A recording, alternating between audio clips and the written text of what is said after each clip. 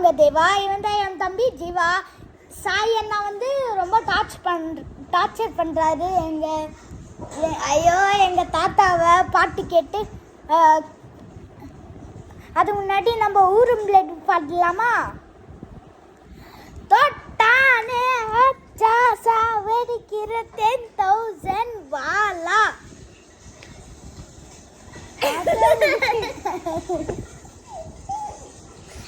ஃபர்ஸ்ட்லேருந்து guys, நான் உங்கள் தேவா, இவன் தான் என் தம்பி ஜீவா. நான் உங்கள் தேவா, இவன் தான் என் தம்பி ஜீவா.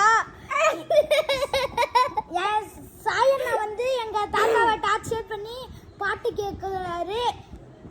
அது முன்னாடி சாயண்ணாக்கு நான் ஊரும் பிளட்டு பாட போகிறேன்.